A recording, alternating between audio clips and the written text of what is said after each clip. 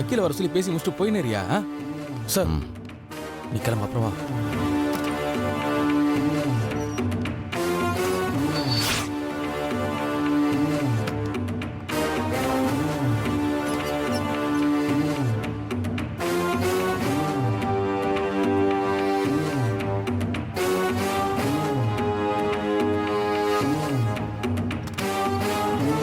Sir, என்ன ஆச்சு?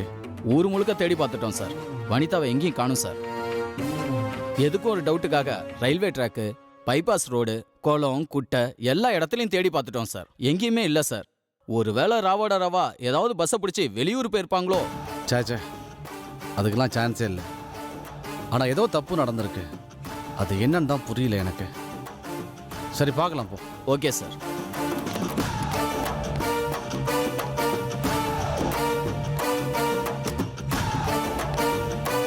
வணக்கம் முத்தையா. ஹலோ சார், வாங்க உட்காருங்க. இன்னைக்கு காலையிலேயே டியூட்டிக்கு வந்துட்டீங்க போல இருக்கு. எங்கே சார், நைட்டு ஃபுல்லாக அங்கே எங்கன்னு ஒரே அலைச்சல். இப்போ தான் வந்து சேர்ந்தேன். காஃபி சாப்பிட்றீங்களா? அதெல்லாம் இருக்கட்டும், இன்னைக்கு பேப்பர் பார்த்தீங்களா? இல்லையே சார். நீங்கள் பார்த்துருக்க மாட்டீங்கன்னு தெரியும். இந்தாங்க, இதில் 3வது பேஜில் ஒரு நியூஸ் வந்திருக்கு, அதை படிச்சு பாருங்க.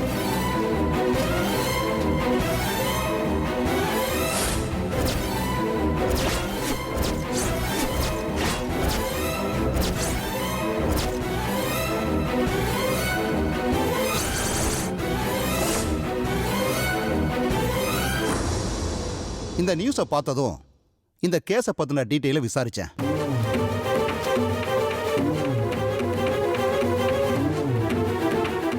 இவர் உங்கள் ரிலேஷன் தெரிஞ்சுக்கிட்டேன். இவர் பாடியை உங்ககிட்ட ஒப்படைச்சிட்டாங்கன்னு நான் கேள்விப்பட்டேன். இந்த கேஸ் சம்பந்தமா எனக்கு தெரிஞ்ச ஒரு விஷயத்த உங்ககிட்ட சொல்லிட்டு போலான்னு தோணுச்சு. அதனால தான் காலையில் பேப்பரை பார்த்ததுமே நேராக உங்களை வந்து பார்க்குறேன். சார், இந்த கேஸ் விஷயமா தான் சார் போட்டு மண்டையை பிச்சுட்டு உட்காந்துருக்கேன். என்ன தெரியும் சொல்லுங்க. ஒரு 20 நாளைக்கு முன்னாடி நினைக்கிறேன் சார், அவசரமாக ஒரு வேலையாக நான் போக வேண்டி இருந்துச்சு. அப்போ ரோட்டில் ஒரு காரை நிறுத்தி நான் லிஃப்ட் கேட்கலான்னு நின்னேன். அந்த காரில் 2 லேடிஸ் இருந்தாங்க. காரோட பேக் சீட்டில் இந்த ஆளும் உட்கார்ந்துட்டு இருந்தாரு. என்ன சார் சொல்கிறீங்க? வெயிட், அவசரப்படாதீங்க. ஆக்சுவலாக அது பாடின்னு அப்போ நான் சந்தேகப்படல. அந்த மாதிரி நினச்சி பார்க்கவே எனக்கு தோணலை. அந்த லேடிஸ் கிட்ட நான் பேச்சு கொடுத்தப்போ அவங்க ஹஸ்பண்டுக்கு உடம்பு சரியில்லை, ஹாஸ்பிட்டலுக்கு கூட்டு போகிறதா என்கிட்ட சொன்னாங்க. எனக்கு அது தப்பாக படலை, சந்தேகப்படணும்னு எனக்கு தோணலை. ஆனால் இப்போ இந்த ஆளோட ஃபோட்டோ பேப்பரில் வந்திருக்கு. ஏரியில் பொணமாக கிடந்தாருன்னு நியூஸ் போட்டிருக்காங்க. அன்னைக்கு நான் பார்த்ததையும் ஏரியில இந்த ஆள் பொணமா கிடந்ததையும் லிங்க் பண்ணி பார்க்குறப்போ கொலை பண்ணி எடுத்துட்டு போய் தான் ஏரியில போட்டிருப்பாங்கன்னு எனக்கு டவுட் வந்துச்சு. ஏன்னா அன்னைக்கு நான் கார்ல பார்க்கும்போது இதே டி-ஷர்ட்டை தான் போட்டிருந்தாரு.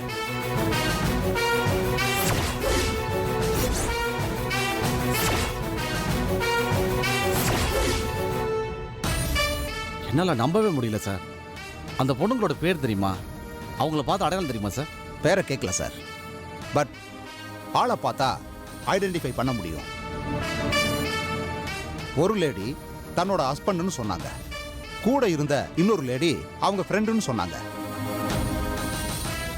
அவங்க 2 பேருமே ரொம்ப பதட்டமா இருந்தாங்க. நான் கேட்ட கேள்விக்கெல்லாம் டக்குன்னு பதில் சொன்னாங்க. எப்படியாவது என்னை இறக்கி விட்டு போயிடணுங்கிற மைண்ட் செட்டில் அவங்க பேச்சு இருந்ததை நான் புரிஞ்சுக்கிட்டேன். பட் அப்போ எனக்கு தப்பாக நினைக்க தோணலை. ஏன்னா ஹஸ்பண்டுக்கு உடம்பு சரியில்லை, ஹாஸ்பிட்டலுக்கு கூப்பிட்டு போகிற பதட்டத்தில் அப்படி பேசுகிறாங்கன்னு நான் நினச்சேன். பட் இப்போ யோசிச்சு பார்க்குறப்ப தான் எல்லாமே பிளான் பண்ணி நடந்த மாதிரி தெரியுது.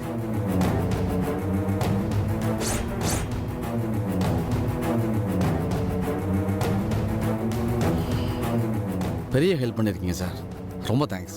நீங்கள் இந்த கேஸில் யாரையாவது சந்தேகப்படுறீங்களா?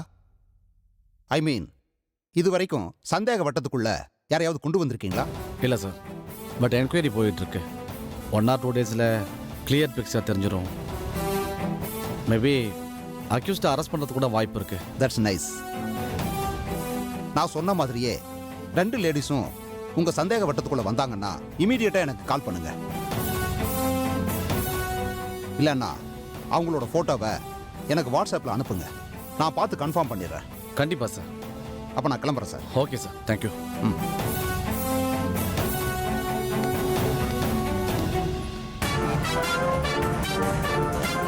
ஒரு லேடி தன்னோட ஹஸ்பண்ட்னு சொன்னாங்க. கூட இருந்த இன்னொரு லேடி அவங்க ஃப்ரெண்டுன்னு சொன்னாங்க.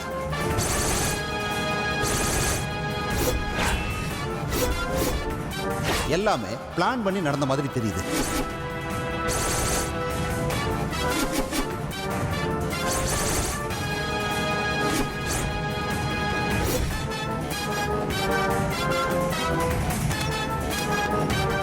Excuse me sir. சார் வாங்க சுரேஷ், உட்காருங்க. பரவாயில்ல சார், ஒரு பெரிய பிரச்சனை, நீங்க தான் எப்படியாவது காப்பாற்றணும். பதட்டப்படாதீங்க, முதல்ல உட்காருங்க. என்ன விஷயம்? சார், நேத்துலேருந்து என் ஒய்ஃபை காணோம் சார். ஒய்ஃபை காணுமா? என்னங்க சொல்றீங்க? சார், கம்ப்ளைண்ட் எழுதி எடுத்துட்டு வந்திருக்கேன் சார். நேற்று ஈவினிங் வரைக்கும் வீட்டில் தான் சார் இருந்தா. ஒரு 8-8:30 மணிக்கு மேல அவளை காணோம் சார். எங்க போனானே தெரியல சார். என்னால முடிஞ்ச வரைக்கும் நான் தேடி பார்த்துட்டேன் சார். ஃப்ரெண்ட்ஸ், ரிலேட்டிவ்ஸ்னு அத்தனை பேருக்கு நான் கான்டாக்ட் பண்ணி கேட்டுட்டேன் சார். அவ எங்கேயுமே வரலன்னு சொல்றாங்க சார். ஃபோனும் ரீச் ஆகல சார். இதுக்கு மேலேயும் போலீஸுக்கு தகவல் சொல்லாம இருந்தா தப்புன்னு தோணுச்சு சார். அதனாலதான் விடிஞ்சது நேரா உங்ககிட்ட வந்துட்டேன் சார். என் ஒய்ஃபுக்கு ஏதாவது ஆயிருக்குமோன்னு எனக்கு பயமா இருக்கு சார். நீங்க எப்படியாவது கண்டுபிடிச்சு கொடுங்க சார்.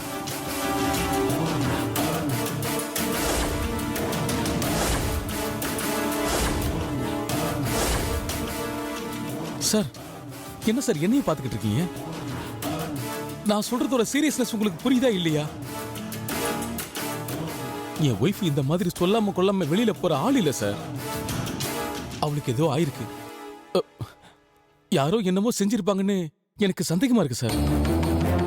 மேபி இது தப்பா கூட இருக்கலாம். ஆனா பதட்டத்துல என்னோட சிந்தனை இந்த மாதிரிலாம் ஓடுறத என்னால கண்ட்ரோல் பண்ண முடியல சார். எப்படியாவது அவளை காப்பாத்துங்க சார். அவளுக்கு என்ன ஆச்சுன்னு கூட எனக்கு தெரியல. ப்ளீஸ், தயவு செஞ்சு எனக்கு ஹெல்ப் பண்ணுங்க சார்.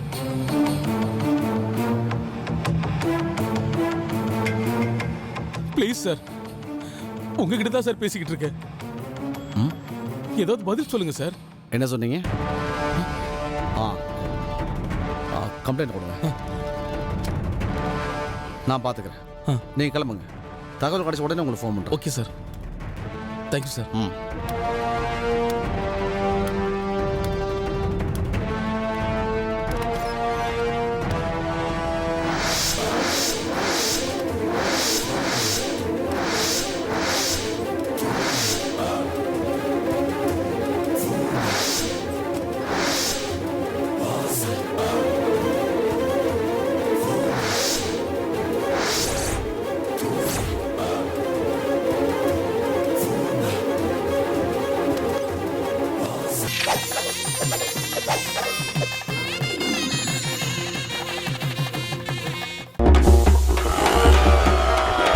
இந்த பிளாக் அண்ட் ஒயிட் டிவியை யாருக்காவது கொடுத்துடலாங்க. கொடுத்துடலாம். நம்ம டிவியை வித்துருவோம்.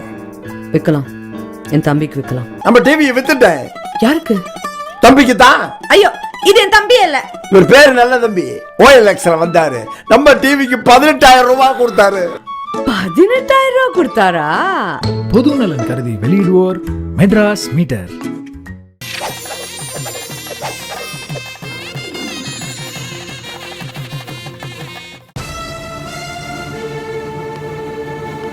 நில்லடா. எங்கடா வந்த? அவங்க 2 பேரையும் கைது பண்ணி உள்ள போட்டியா இல்லையா? அத சொல்லிட்டு அதுக்கப்புறம் நீ உள்ள போ. ஏமா, நீ சும்மாவே இருக்க மாட்டியா? உனக்கு என்ன பைத்தியமா பிடிச்சிருக்கு? ஏமா இப்படி வெறி பிடிச்ச மாதிரி அலையிற? மாமா தான் பாத்துக்கிறேன், கரெக்டா ஆக்ஷன் எடுக்கிறேன்னு சொல்றாருல. அண்ணனு கொண்டது யாருன்னு தெரியாம அது எப்படிமா அவர் மட்டும் நிம்மதியா இருப்பாரு? கொஞ்சமாவது பொறுப்பா நடந்துக்கோமா. உமா, நீ பொறுமையாரு. அத்தையோட கோவம் எனக்கு புரியுது. ஆனா ஏன் சூழ்நிலை நான் உங்களுக்கு பதில் சொல்ற மாதிரி இல்லை. என்னடா சூழ்நிலை? இல்ல என்ன சூழ்நிலைங்கிற? நான் தான் சொல்றேன்ல, என் பிள்ளைய அந்த வனிதா தான் கொலை பண்ணிருக்கான்னு. அதுக்கு அந்த ரேணுகா தான் உதவி பண்ணிருக்கா. இதை எத்தனை தடவை நான் உனக்கு சொல்றது? அத்தை, வனிதா ரேணுகா 2 பேருமே ஆளையே காணும்.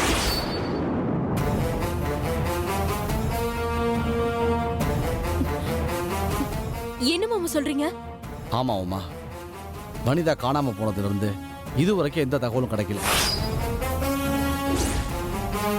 அதே மாதிரி ரேணுகாவை காணும்னு அவங்க ஹஸ்பண்ட் வந்து ஸ்டேஷன்ல கம்ப்ளைண்ட் கொடுத்துட்டு போறாரு.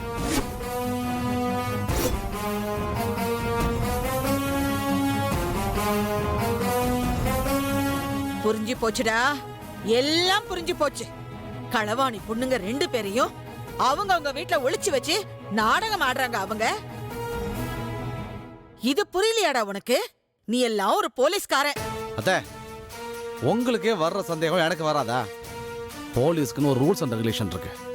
சட்டத்தை மீறி என்னால எதுவும் செய்ய முடியாது. அதை முதல்ல புரிஞ்சுங்க. புரிஞ்சிக்க வேண்டிய அவசியம் எனக்கு இல்ல. ஓ சட்டம் இல்ல எனக்கு முக்கியம் இல்ல. இப்பவே நான் நேரா அந்த வனிதா வீட்டுக்கு போறேன். அந்த கோமதிய பார்த்து எங்கடி உன் பொண்ணை ஒளிச்சு வச்சிருக்கேன்னு 4 வார்த்தை நாக்கப்படுங்கிற மாதிரி கேட்டுட்டு தெரிஞ்சிட்டு வந்து உனக்கு சொல்றேன். மா, ஏமா சும்மா இருக்க மாட்டியா? திரும்ப திரும்ப நீ அங்க போய் சண்டை போடுறதோ அவங்க வந்து இங்க கத்திட்டு போறதோ நல்லாவா இருக்கு? முத்தையா மாமாவை நம்புறேம்மா. கண்டிப்பா மாமா அண்ணன் சாவுக்கு யாரு காரணம்னு கண்டுபிடிச்சு அவங்கள உள்ள தள்ளுவாருன்ற நம்பிக்கை எனக்கு இருக்குமா. நீயும் நம்புமா. முடியாதுடி, நான் யாரையும் நம்ப தயாரா இல்ல. எனக்கு யார் மேலயும் நம்பிக்கையும் இல்ல. என் புள்ள சாவுக்கு காரணமா இருந்த அந்த வனிதாவை எப்படியாவது தேடி கண்டுபிடிச்சு என் கையாலேயே அவளை வெட்டி போடுறேன். அப்பதான் என் வெறி அடங்கும். அத்தை, ஏன் இப்படிலாம் பேசிட்டு இருக்கீங்க? நீங்க பேசுறதுல உங்க சைடு நியாயம் இருந்தா கூட நீங்க பேசுற வார்த்தைங்க எல்லாம் உங்களுக்கு எதிராக திரும்பி நிற்கும். நாளைக்கு சட்டத்துக்கு முன்னாடி நீங்களும் வந்து பதில் சொல்லியே ஆகணும். அப்ப உமா நிலைமை?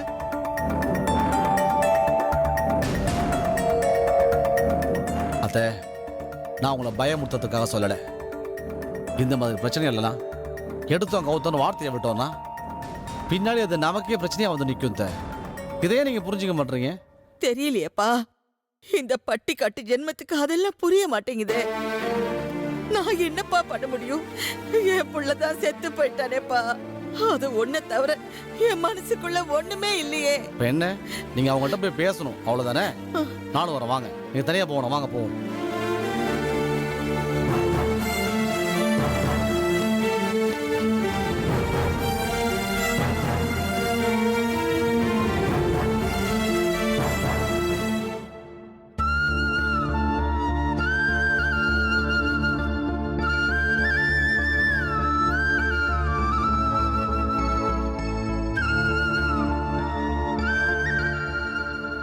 யோ பெரிய மனுஷா,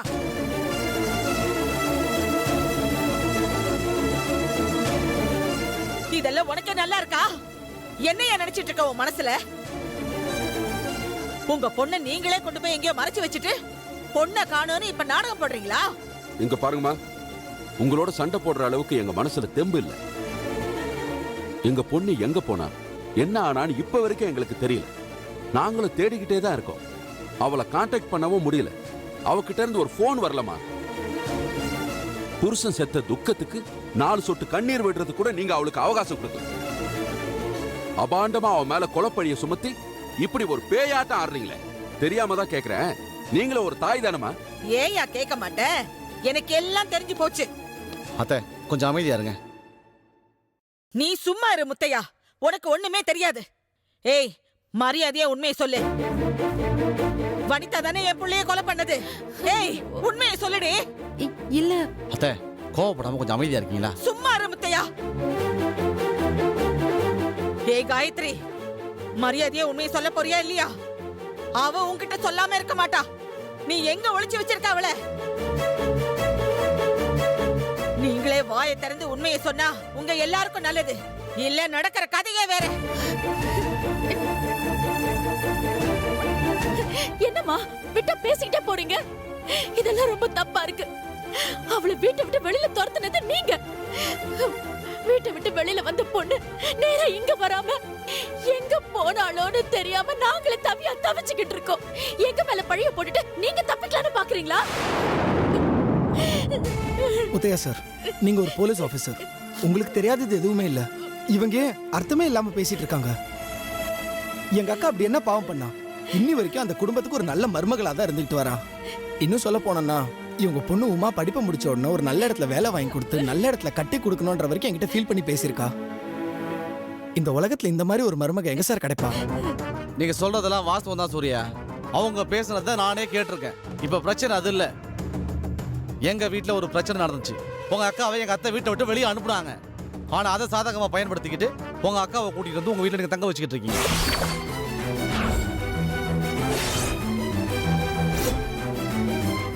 அவங்க எங்க இருக்காங்கன்னு சொல்லிடுங்க. அதுதான் அவங்க எல்லாருக்கும் நல்லது சொல்லிட்டேன்.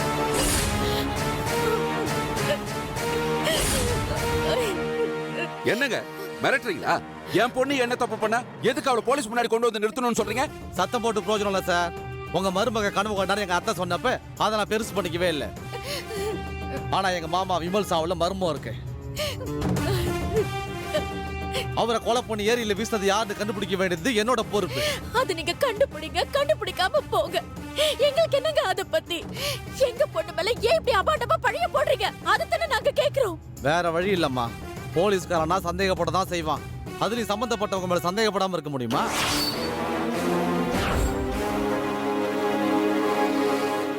இல்ல சார், நீங்க பேசுறது ரொம்ப தப்பா இருக்கு. என் பொண்ணு இந்த கொலையில சம்பந்தப்பட்டிருப்பான்னு நீங்க நினைக்கிறீங்களா?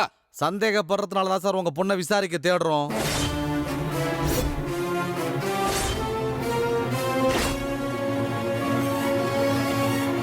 என்ன சார் இப்படி பேசுறீங்க? எங்க அக்காவே அவ புருஷனை பறி கொடுத்துட்டு இப்ப தவியா தவிச்சிட்டு இருக்கா. அவ எங்க இருக்கா, என்ன பண்றா, எதுவுமே எங்க யாருக்கும் தெரியாது. இதோட சீரியஸ்னஸ் தெரியாம உங்க அத்தை எங்க அக்கா வீட்டு விட்டு வெளியே அமைச்சிருக்காங்க. இப்ப பழிய எங்க மேல திருப்பலான்னு பாக்குறீங்களா? தப்பா பேசாதீங்க சூர்யா. உங்க அக்காவை எங்க அத்தை வீட்டை விட்டு விரட்டினது எல்லாமே உண்மைதான். அதுக்கு வேணா நீங்க குடும்ப நாள கோர்ட்ல போய் வழக்கு தொடருங்க. அது அப்புறமா பாத்துக்கிறோம். ஆனா இப்போ எங்க மாமா விமல் சாவுக்கு காரணமானவங்க யாருன்னு கண்டுபிடிக்க வேண்டிய கட்டாயத்துல நான் இருக்கேன். ஏதோ ஒரு விதத்துல உங்க அக்காவை இதுல சம்பந்தப்பட்டிருக்காங்க.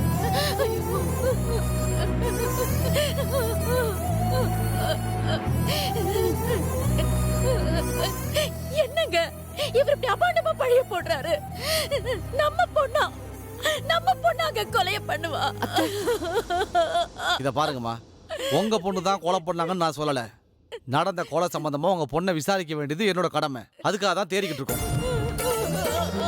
உங்க பொண்ணு எங்க இருக்காங்கன்னு சொல்றதுதான் உங்க எல்லாருக்குமே நல்லது. சார், நீங்க ரொம்ப தப்பா பேசுறீங்க. எங்க அண்ணி அப்படிலாம் செய்ய மாட்டாங்க. தயவு செஞ்சு அவங்க மேல சந்தேகப்படுறதை நிறுத்துங்க. என் கனவுல ஏதோ ஒரு முட்டாள்தனமான சம்பவம் வந்துச்சுன்னா அதுதான் உண்மையா இருக்கும்னு உங்க அத்தை நினைக்கிறது கூட ஏத்துக்கலாம். ஆனா அதுக்கு சட்டபூர்வமா முலாம் பூசி ப்ரூவ் பண்ண பாக்குறீங்க பாருங்க, அதுதான் ரொம்ப தப்பா இருக்கு. இத பாருங்க, எதுக்கும் முலாம் பூச வேண்டிய அவசியம் எனக்கு இல்ல. கையில ஆதாரம் இருக்கிறதுனால தான் எவ்வளவு தூரம் பேசிக்கிட்டு இருக்கேன். அப்படி என்ன சார் பெருசா ஆதாரம் வச்சிட்டு இருக்கேன் எங்க கையில? அதை உங்ககிட்ட சொல்ல வேண்டிய அவசியம் எனக்கு இல்ல சூர்யா. இவ்வளவு கான்பிடண்டா பேசிக்கிட்டு இருக்கானா என்கிட்ட ஆதாரம் இருக்கிறதுனால தான் பேசிக்கிட்டு இருக்கேன். இந்த கொலை சம்பந்தமா நான் உங்க அக்காட்ட விசாரிக்கணும். நீங்களா கொண்டு வந்து உங்க அக்காவை ஒப்படைச்சிங்கன்னா அது மரியாதையா இருக்கும். நானா கண்டுபிடிச்சேன், கைது பண்ணி தர இழுத்துட்டு போக வேண்டியிருக்கும். இதத்தானடா அப்பவே நான் சொன்னேன், கைது பண்ணி தொலைக்க வேண்டியதானே. நீங்க வாயை முடிக்கிட்டு சும்மா இருக்கீங்களா? நான் உங்களுக்கு சப்போர்ட் பண்ணி உங்கள்ட்ட சண்டை போடுறதுக்காக வரல. மாமாவை கொலை பண்ணது யாருன்னு கண்டுபிடிச்சி ஒரு போலீஸ்காரனா சட்டத்துக்கு முன்னாடி கொண்டு போய் நிப்பாட்டி தண்டனை வாங்கி தரணும். நான் என் கடமையை செய்ய தான் அங்க வந்தேன். நீங்க முதல்ல வீட்டுக்கு கிளம்புங்க. வீட்டுக்கு கிளம்புங்கன்னு சொல்றேன்ல, போங்க அத்தை. போங்க.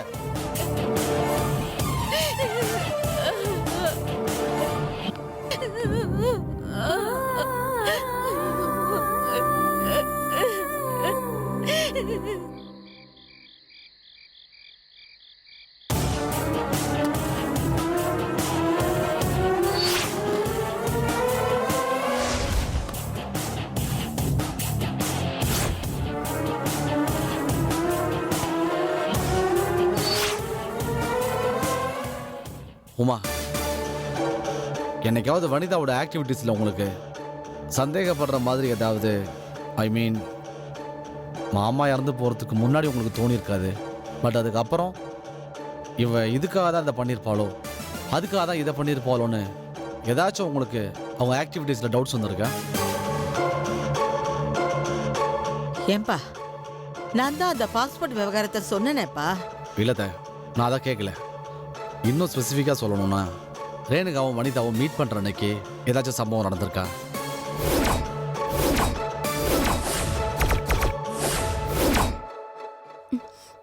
மாமா, நீங்க கேட்கும் போது எனக்கு ஒரு விஷயம் ஞாபகம் வருது. ஒரு நாள் ரேணுகாக்கா நம்ம வீட்டுக்கு வந்திருந்தாங்க. அவங்க கிட்ட 2 சினிமா டிக்கெட் இருந்துச்சு. அவங்க போலான்னு வாங்கியிருக்காங்க போல. ஆனா உங்க ஹஸ்பண்டுக்கு ஏதோ அவசரமா வேலை வந்துருச்சுன்னு சொல்லி என்னையும் அம்மாவையும் சினிமாக்கு போக சொல்லி கம்பல் பண்ணாங்க மாமா. ஆமாப்பா, இவ சொன்னதுக்கு அப்புறம் தான் எனக்கே ஞாபகத்துக்கு வருது. நீங்க 2 பேரும் போயிட்டு வாங்கன்னு நான் சொன்னேன். ஆனா விடாப்பிடியா எங்க 2 பேரையும் கால் டாக்ஸி வர வச்சு சினிமாவுக்கு அனுப்பி வச்சுட்டாளுங்க. அப்போ வனிதா வீட்டில் தான் இருந்தாங்களா? ஆமா மாமா, எங்க 2 பேரையும் சினிமாக்கு அனுப்பி வச்சுட்டு அவங்க 2 பேரும் வீட்ல தான் இருந்தாங்க.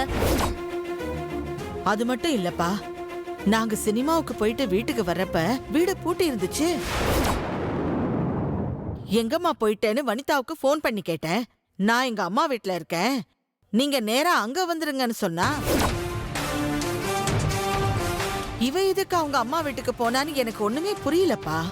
அங்க போய் பார்த்தா அங்கேயும் வனிதா இல்ல.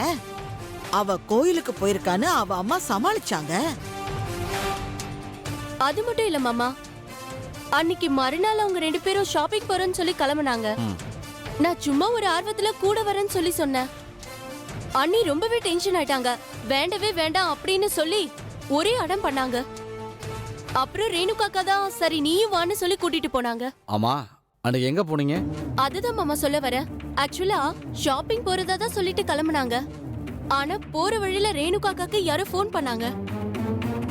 யாருக்கோ ஆக்சிடென்ட் ஆயிடுச்சு, காஞ்சிபுரம் ஜிஹெச்ல அட்மிட் பண்ணிருக்கதா சொல்லி ஃபோன் வந்ததா சொன்னாங்க. உடனே ஷாப்பிங் ப்ரோக்ராம கேன்சல் பண்ணிட்டு அப்படியே நேரா காஞ்சிபுரம் போயிட்டாங்க.